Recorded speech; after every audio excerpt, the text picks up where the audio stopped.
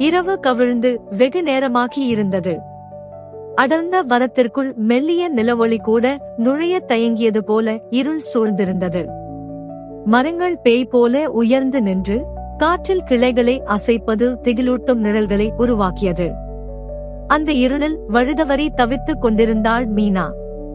மீனாவும் அவளது காதலன் விக்ரமும் காட்டுப்பகுதியில் இருந்த பழமையான சிவன் கோவிலுக்கு சென்றிருந்தனர். கோவிலை சுற்றி பார்த்துவிட்டு திரும்பும் வழியில் எதிர்பாராத விதமாக மழை பெய்ய ஆரம்பித்தது.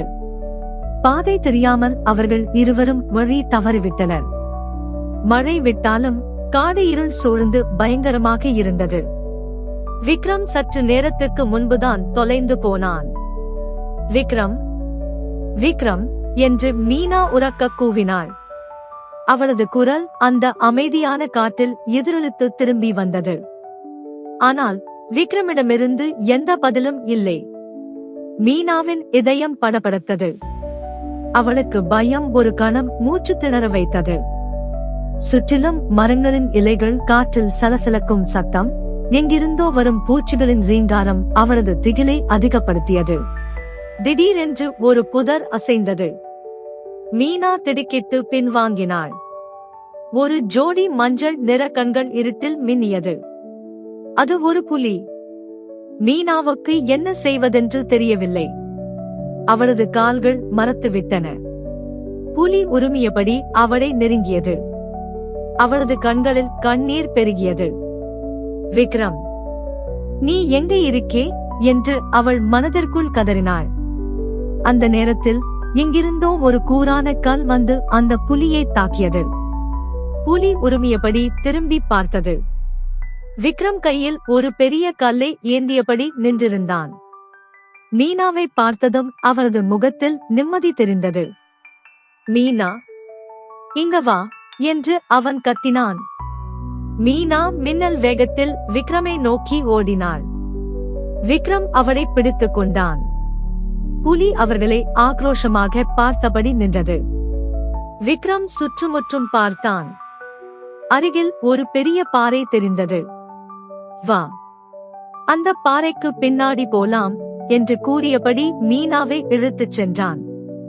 பாறைக்கு பின்னால் அவர்கள் இருவரும் ஒளிந்து கொண்டார்கள். புலி அவர்களை தேடியபடி சுற்றி வந்தது. அதன் கர்ஜனை அவர்கள் இருவரின் இதயத்தையும் உறைய வைத்தது. மீனா விக்ரமை இறுகப் பற்றிக் கொண்டாள். அவனது தோள் அவளுக்கு ஒரு அரணாக இருந்தது. விக்ரம், ரொம்ப பயமாயிருக்கு என்று மீனா மெல்லிய குரலில் கூறினாள். விக்ரம் அவள் கையை பிடித்து அழுத்தமாக வருடினான். பயப்படாத மீனா, நான் உன்னை காப்பாத்துவேன். நீ என் கூட பத்திரமாயிருப்பா என்று அவன் தைரியம் அளித்தான். அவனது கண்களில் அவளுக்கான அன்பும் கவலையும் தெரிந்தது. திடீரென்று புலி அவர்கள் ஒளிந்திருந்த பாறையை உரக்க கீறியது. அந்த சத்தம் மீனாவுக்கு தலை சுற்ற வைத்தது. விக்ரம் அவளை இன்னும் இறுக்கமாக அணைத்துக் கொண்டான். கொஞ்ச நேரம் பொறுத்துக்கோ மீனா, இதுவும் கடந்து போகும் என்று அவன். அவனது வார்த்தைகள் அவளுக்கு ஒரு சிறிய ஆறுதலை கொடுத்தன. நீண்ட நேரம் அந்த பதற்றமான சூழ்நிலை நீடித்தது. புலியின் நடமாட்டமும் கர்ஜனையும் அவ்வப்போது கேட்டுக்கொண்டே இருந்தது. மெல்ல மெல்ல இருள் விலக ஆரம்பித்தது. கிழக்கு வெளுக்கத் தொடங்கியது. பறவைகளின் கீச்சொலி கேட்க ஆரம்பித்தது. விக்ரம் மெதுவாக எட்டி பார்த்தான். புலி அங்கிருந்து சென்று விட்டிருந்தது. அவன் மீனாவின் கையை பிடித்து மெல்ல வெளியே வந்தான். காடு இன்னும் பயங்கரமாகத்தான் இருந்தது. ஆனால் அந்த சூரிய வெளிச்சம் அவர்களுக்கு ஒரு நம்பிக்கையை கொடுத்தது. அவர்கள் இருவரும் கைகோர்த்தபடி அந்த அடர்ந்த காட்டை விட்டு வெளியேறத் தொடங்கினார்கள். அவர்களின் மனதில் அந்த இரவின் திகில் நீங்காமல் இருந்தாலும் ஒருவரை ஒருவர் காப்பாற்றிக் கொண்ட அன்பின் வலிமை அவர்களை முன்னோக்கி நகர்த்தியது. அவர்கள் திரும்பி பார்க்காதவரை அந்த கொடிய விலங்குகள் அவர்களை தொடர முடியாது என்ற நம்பிக்கையுடன் நடந்தார்கள். அந்த ஒரு இரவு அவர்கள் வாழ்வில் மறக்க முடியாத ஒரு திகில் நிறைந்த சம்பவமாக பதிந்து போனது. அவர்கள் உயிர் பிழைத்தது அவர்கள் ஒருவருக்கொருவர் கொண்டிருந்த ஆழமான அன்பின் காரணமாகவே என்பதை அவர்கள் இருவரும் உணர்ந்திருந்தார்கள். காலை வெளிச்சம் காட்டுக்குள் பரவ ஆரம்பித்தாலும் மரங்களின் அடர்த்தி காரணமாக அந்த பகுதி இன்னும் மர்மமானதாகவே இருந்தது. மீனாவும் விக்ரமும் கைகோர்த்தபடி மெதுவாக நடந்து சென்றனர். அந்த இரவு அவர்கள் இருவரையும் மிகவும் பயமுறுத்தி இருந்தது. ஒவ்வொரு நிழலும் அவர்களை திடுக்கிட வைத்தது. விக்ரம், நாம் சரியான பாதையில்தான் போறோமா என்று மீனா தயக்கத்துடன் கேட்டாள். விக்ரம் அவளை பார்த்து மென்மையாக புன்னகைத்தான். எனக்கு தெரிஞ்ச வரைக்கும் இதுதான் வழி. பயப்படாத மீனா, சீக்கிரமே நம்ம ஊரை அடைஞ்சிடுவோம் என்று அவன் அவளுக்கு உறுதியளித்தான். அவரது வார்த்தைகள் அவளுக்கு கொஞ்சம் தைரியம் கொடுத்தன. அவர்கள் இருவரும் பேசிக்கொண்டே நடந்தபோது திடீரென்று எங்கிருந்தோ ஒரு பயங்கரமான அலறல் சத்தம் கேட்டது. அது ஏதோ ஒரு கொடிய விலங்கின் குரல் என்பதை அவர்கள் இருவரும் உணர்ந்தார்கள். அந்த சத்தம் அவர்களை நோக்கி வருவது போல இருந்தது. மீனா விக்ரமை இன்னும் இறுக பற்றிக் கொண்டாள். சீக்கிரம் ஓடு மீனா என்று விக்ரம் கத்தினான். அவர்கள் இருவரும் அந்த அடர்ந்த காட்டுக்குள் வேகமாக ஓட ஆரம்பித்தனர். பின்னாலிருந்து அந்த விலங்கின் கர்ஜனை தொடர்ந்து கேட்டுக்கொண்டே இருந்தது. அவர்கள் எங்கே போவது என்று தெரியாமல் ஓடிக்கொண்டிருந்தார்கள். மரங்களும் செடிகளும் அவர்களின் ஓட்டத்திற்கு இடையூறாக இருந்தன. திடீரென்று மீனா ஒரு வேரில் இடறி கீழே விழுந்தாள். ஆ என்று அவள் வலியால் அலறினாள். விக்ரம் உடனே திரும்பி வந்து அவளை தூக்க முயன்றான். ஆனால் அதற்குள் அந்த கொடிய விலங்கு அவர்களை நெருங்கிவிட்டது. அது ஒரு பெரிய கரடி. அதன் கண்கள் ஆக்ரோஷமாக சிவந்து மின்னியது. கரடி அவர்களை நோக்கி பாய்ந்தது. விக்ரம் மீனாவை தள்ளிவிட்டு தானே கரடியை எதிர்த்து நின்றான். அவனிடம் எந்த ஆயுதமும் இல்லை. வெறும் கைகளால் அந்த பயங்கரமான விலங்கை எப்படி சமாளிப்பது என்று அவனுக்கு தெரியவில்லை. ஆனால் மீனாவை காப்பாற்ற வேண்டும் என்ற எண்ணம் அவனுக்கு தைரியத்தை கொடுத்தது. கரடி விக்ரமை தாக்கியது. அவன் வலி தாங்க முடியாமல் கத்தினான். மீனா கீழே விழுந்த இடத்திலிருந்து இதையெல்லாம் பார்த்து கொண்டு இருந்தாள். விக்ரம் கரடியுடன் போராடுவதை பார்த்ததும் அவளால் சும்மா இருக்க முடியவில்லை. அவள் அருகில் கிடந்த ஒரு கூரான கல்லை எடுத்து வேகமாக கரடியை நோக்கி எறிந்தாள். அந்த கல் கரடியின் கண்ணில் பட்டது. வலி தாங்க முடியாமல் கரடி கத்தியது. அந்த வாய்ப்பை பயன்படுத்தி விக்ரம் மீனாவை நோக்கி ஓடி வந்தான். வா மீனா, இங்க இருந்து போயிடலாம் என்று அவன் அவளை இழுத்துக்கொண்டு வேகமாக ஓடினான்.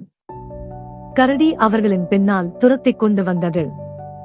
அவர்கள் இருவரும் தங்கள் உயிரை கையில் பிடித்துக் கொண்டு ஓடினார்கள். ஓடும்போது அவர்கள் பலமுறை கீழே விழுந்தார்கள், எழுந்தார்கள்.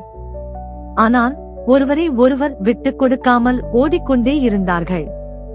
நீண்ட நேரத்திற்கு பிறகு அவர்கள் அடர்ந்த மரங்கள் இல்லாத ஒரு திறந்தவெளி பகுதியை அடைந்தார்கள். கரடி அவர்களை தொடர்ந்து வந்தது. அவர்கள் இருவரும் செய்வதறியாது திகைத்து நின்றார்கள். அப்போது தூரத்தில் சில மனிதர்களின் குரல் கேட்பது போல இருந்தது. யாராவது இருக்கீங்களா? காப்பாத்துங்க என்று மீனா உரக்க கத்தினாள். விக்ரமம் அவளுடன் சேர்ந்து கத்தினான். அவர்களின் குரல் அந்த பகுதியை எதிரொலித்தது. கொஞ்ச நேரத்தில் சில கிராமத்து மக்கள் கையில் தடியும் ஆயுதங்களுடனும் அவர்களை நோக்கி ஓடி வந்தார்கள். அவர்களை பார்த்ததும் கரடி பயந்து காட்டிற்குள் ஓடி மறைந்தது. கிராமத்து மக்கள் மீனாவையும் விக்ரமையும் பத்திரமாக தங்கள் கிராமத்திற்கு அழைத்துச் சென்றார்கள். அவர்கள் இருவருக்கும் முதலுதவி செய்தார்கள். அந்த இரவின் திகில் அவர்களை விட்டு இன்னும் நீங்கவில்லை. ஆனால் அவர்கள் ஒருவருக்கொருவர் இருந்த அன்பும் தைரியமும் அவர்களை அந்த ஆபத்தான சூழ்நிலையிலிருந்து காப்பாற்றியது என்பதை அவர்கள் இருவரும் நன்றியுடன் உணர்ந்தார்கள். அந்த மிரட்டலான சம்பவத்திற்கு பிறகும் அவர்கள் ஒருவரை ஒருவர் இன்னும் அதிகமாக நேசித்தார்கள். கிராமத்தில் தங்கியிருந்த மீனாவும் விக்ரமும் அந்த நாளின் பதற்றத்திலிருந்து மெல்ல மீண்டு வந்தனர். கிராமத்து மக்கள் அவர்களுக்கு உணவு கொடுத்து தேவையான உதவிகளை செய்தனர். ஆனால் அந்த இரவுக்குள் தங்கள் ஊரை அடைந்துவிட வேண்டும் என்று அவர்கள் விரும்பினர். எனவே அதிக நேரம் தாமதிக்காமல் கிராம மக்களிடம் நன்றி கூறிவிட்டு மீண்டும் தங்கள் பயணத்தை தொடங்கினர். மாலை நேரம் நெருங்கிக் கொண்டிருந்தது. காடு மெல்ல இருளத் தொடங்கியது. மீனாவின் மனத்தில் மீண்டும் பயம் எட்டி பார்த்தது. விக்ரம் அவளது கையை பிடித்துக் கொண்டு தைரியம் சொன்னான். ஒன்னும் ஆகாது மீனா, இன்னும் கொஞ்ச தூரம்தான், நாம சீக்கிரமே போயிடலாம் என்று அவன் அவளை தேற்றினான். அவர்கள் இருவரும் வேகமாக நடந்தபோது திடீரென்று எங்கிருந்தோ ஓநாய்களின் ஊளைச்சத்தம் கேட்டது. அந்த சத்தம் அந்த அமைதியான காட்டை கிழித்தது போல இருந்தது. மீனா நடுங்கிப் போனாள். ஓநாய்களின் கூட்டம் அவர்களை சுற்றி வளைத்துக் கொண்டால் என்ன செய்வது என்ற பயம் அவளை பிடித்தது. விக்ரம், ஓநாய்கள் என்று அவள் பதற்றத்துடன் கூறினாள். விக்ரமும் அந்த சத்தத்தை கேட்டு கொஞ்சம் கலங்கினான். ஆனால் அவன் தனது பயத்தை வெளிக்காட்டிக் கொள்ளாமல் மீனாவை பாதுகாப்பாக அழைத்துச் செல்ல முயற்சித்தான். அவர்கள் வேகமாக நடக்க ஓநாய்களின் ஊளைச்சத்தம் அவர்களை நெருங்குவது போல இருந்தது. திடீரென்று சில ஓநாய்கள் மரங்களுக்கு இடையே இருந்து வெளிப்பட்டு அவர்களை நோக்கி ஓடி வந்தன. அவை பசியுடன் இருப்பது போல ஆக்ரோஷமாக உருமின. விக்ரம் மீனாவை ஒரு மரத்தின் பின்னால் தள்ளினான். கையில் இருந்த ஒரு பெரிய கிளையை ஆயுதமாக பயன்படுத்த தயாரானான். ஓநாய்கள் அவர்களை சுற்றி வளைத்துக் கொண்டன. அவற்றின் கண்கள் இருட்டில் மின்னின. மீனா பயத்தில் கண்களை மூடிக்கொண்டாள். மீனா, நீ பயப்படாம இந்த மரத்துக்கு பின்னாடியே இரு, நான் அவங்களை பார்த்துக்கிறேன் என்று விக்ரம் தைரியமாக கூறினான். அவன் அந்த ஓநாய்களை நோக்கி கையை வீசி கர்ஜித்தான். ஒரு சில ஓநாய்கள் பயந்து பின்வாங்கின. ஆனால் கூட்டம் அதிகமாக இருந்ததால் அவை மீண்டும் அவர்களை நெருங்கின. ஒரு ஓநாய் விக்ரமை தாக்க வந்தது. அவன் அந்த கிளையை வீசி அதை தடுத்து கீழே தள்ளினான். ஆனால் மற்ற ஓநாய்கள் அவனை நோக்கி பாய்ந்தன. விக்ரம் ஒவ்வொரு ஓநாயையும் எதிர்த்து போராடினான். அவனது கைகளில் காயம் ஏற்பட்டது. ஆனாலும் அவன் மீனாவை பாதுகாக்க வேண்டும் என்ற உறுதியுடன் சண்டையிட்டான். மீனா மரத்தின் பின்னால் இருந்து இதையெல்லாம் பார்த்து கொண்டிருந்தாள். விக்ரம் கஷ்டப்படுவதை பார்த்ததும் அவளால் சும்மா இருக்க முடியவில்லை. அவள் மரத்தடியில் கிடந்த கூரான கற்களை எடுத்து ஓநாய்களை நோக்கி எறிந்தாள். ஒரு கால் ஒரு ஓநாயின் முதுகில் பட்டதும் அது வலியால் கத்தியது. அந்த நேரத்தில் நிலவொளி மரங்களின் இலைகளுக்கு இடையே புகுந்து வெளிச்சம் போட்டது. அப்போது மீனா தூரத்தில் ஏதோ ஒரு மங்கலான வெளிச்சம் தெரிவதை பார்த்தாள். விக்ரம், வெளிச்சம் தெரியுது என்று அவள் கத்தினாள். விக்ரம் திரும்பி பார்த்தான். தூரத்தில் ஒரு விளக்கு வெளிச்சம் தெரிந்தது. அது ஒருவேளை அவர்கள் ஊரின் எல்லையாக இருக்கலாம். அவன் இன்னும் அதிக தைரியத்துடன் ஓநாய்களை எதிர்த்து போராடினான். மீனா, நம்ம அந்த வெளிச்சத்தை நோக்கி போகணும், நீ என் பின்னாடியே வா என்று கூறியபடி விக்ரம் ஓநாய்களின் கூட்டத்தை விலக்கி மீனாவை இழுத்துக்கொண்டு அந்த வெளிச்சத்தை நோக்கி ஓட ஆரம்பித்தான். ஓநாய்கள் அவர்களை துரத்தின. ஆனால் விக்ரமும் மீனாவும் வேகமாக ஓடி அந்த வெளிச்சத்தை நெருங்கினார்கள். அது அவர்கள் ஊரின் எல்லையில் இருந்த ஒரு சிறிய கோவில். கோவிலின் கதவுகள் திறந்திருந்தன. விக்ரம் மீனாவை அழைத்துக் கொண்டு கோவிலுக்குள் நுழைந்தான். கோவிலுக்குள் நுழைந்ததும் ஓநாய்கள் வெளியே நின்று உரிமைக் கொண்டிருந்தன.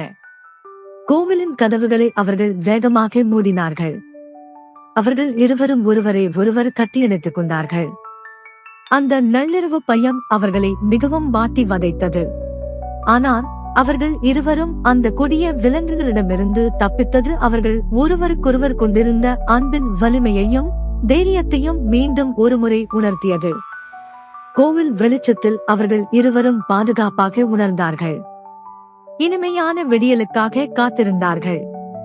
கோவிலுக்குள் நுழைந்ததும் மீனாவுக்கும் விக்ரமுக்கும் சற்று நிம்மதி கிடைத்தது. ஆனாலும் வெளியே இருந்த ஓநாய்களின் உருமல் சத்தம் அவர்களை எச்சரித்துக் கொண்டே இருந்தது. கோவிலின் கதவுகள் பலவீனமாக இருந்ததால் எந்த நேரத்திலும் அவை உள்ளே நுழையலாம் என்ற பயம் அவர்களை வாட்டியது.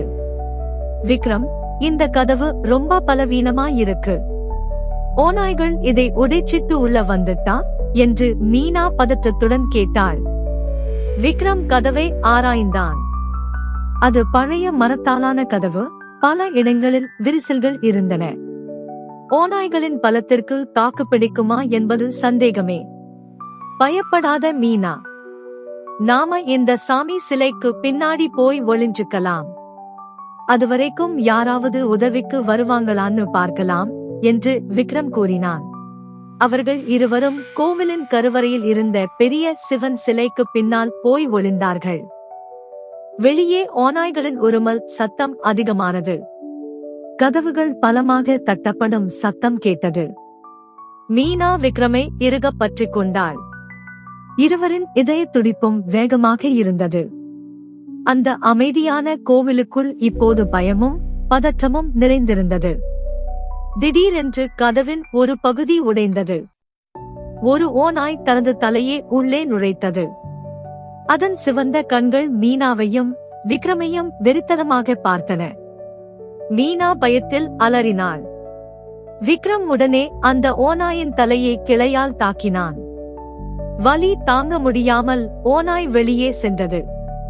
ஆனால் அடுத்தடுத்து மேலும் சில ஓநாய்கள் கதவை உடைக்க ஆரம்பித்தன. கதவு முழுவதுமாக உடைந்து தொங்கியது. ஓநாய்களின் கூட்டம் கோவிலுக்குள் நுழையத் தொடங்கியது. மீனா விக்ர கையை பிடித்துக் கொண்டு சிலைக்கு பின்னால் இன்னும் நெருக்கமாக ஒண்டிக் கொண்டாள். மீனா, நாம இங்கிருந்து எப்படியாவது தப்பிக்கணும். இந்த ஓநாய்களை எதிர்த்து நிக்கிறது ரொம்ப கஷ்டம் என்று விக்ரம் கவலையுடன் கூறினான். அப்போது அவரது கண்ணில் கோவிலின் மேல் பகுதியில் இருந்த ஒரு சிறிய சாளரம் தெரிந்தது. மீனா, அங்க ஒரு ஜன்னல் இருக்கு. நாம அது வழியா வெளியில போக முடியுமான்னு பார்க்கலாம் என்று விக்ரம் கூறினான். அந்த ஜன்னல் மிகவும் உயரத்தில் இருந்தது. அவர்கள் இருவரும் ஒருவரையொருவர் பார்த்துக் கொண்டனர். வேறு வழியில்லை என்பதை அவர்கள் உணர்ந்தார்கள். விக்ரம் சிலையை ஒட்டிய சுவற்றில் ஏறி மீனாவையும் மேலே ஏற உதவினான். ஜன்னல் சிறியதாக இருந்தது. விக்ரம் முதலில் வெளியே குதித்தான். கீழே புதர் செடிகள் இருந்ததால் அவனுக்கு காயம் எதுவும் ஏற்படவில்லை. பிறகு மீனாவை மெதுவாக கீழே இறக்கினான். அவர்கள் இருவரும் கீழே இறங்கியதும் ஓநாய்களின் கூட்டம் அவர்களை நோக்கி பாய்ந்தது. விக்ரம் மீனாவை இழுத்துக்கொண்டு கோவிலின் பின்புறமாக ஓடினான். அந்த பகுதியில் அடர்ந்த மரங்கள் இருந்தன. அவர்கள் அந்த மரங்களுக்குள் நுழைந்து ஓடி மறைந்தார்கள். ஓநாய்கள் சிறிது தூரம் அவர்களை துரத்திவிட்டு பிறகு கோவிலை நோக்கி திரும்பிச் சென்றன. மீனாவும் விக்ரமும் மரங்களுக்கு இடையே ஓடி களைத்து ஒரு இடத்தில் உட்கார்ந்தார்கள். அவர்கள் இருவரின் உடம்பிலும் பல இடங்களில் காயங்கள் ஏற்பட்டிருந்தன. ஆனாலும் அவர்கள் உயிரோடு இருந்தது அவர்களுக்கு சந்தோஷமாக இருந்தது. விக்ரம், நம்மளால முடியுமா? ரொம்ப பயமா இருக்கு என்று மீனா கண்ணீருடன் கூறினாள். விக்ரம் அவளை அணைத்துக் கொண்டான். முடியும் மீனா, நம்ம 2 பேருக்கும் ஒன்னும் ஆகாது. நம்ம அன்புதான் நம்மள காப்பாத்தோம். இன்னும் கொஞ்ச தூரம்தான். நாம பத்திரமா போயிடலாம் என்று அவன் அவளுக்கு நம்பிக்கை ஊட்டினான். அவர்கள் இருவரும் மெதுவாக எழுந்து மீண்டும் நடக்க ஆரம்பித்தார்கள். அந்த இரவு அவர்களுக்கு ஒரு கொடிய கனமாக இருந்தது. ஆனால் அந்த பயங்கரமான சூழ்நிலையிலும் அவர்கள் ஒருவருக்கொருவர் காட்டிய அன்பும் தைரியமும் அவர்களை அந்த ஆபத்திலிருந்து காப்பாற்றியது. அவர்கள் ஊரை அடைந்ததும் அந்த திகில் நிறைந்த இரவை நினைத்து நடுங்கினார்கள். ஆனால் அவர்கள் உயிர் பிழைத்தது அவர்கள் அன்பின் வலிமையால்தான் என்பதை அவர்கள் இருவரும் ஆழமாக நம்பினார்கள். அந்த இரவு அவர்கள் வாழ்க்கையில் ஒரு மறக்க முடியாத, திகில் நிறைந்த, அதே நேரத்தில் அன்பின் மகத்துவத்தை உணர்த்திய ஒரு சம்பவம்.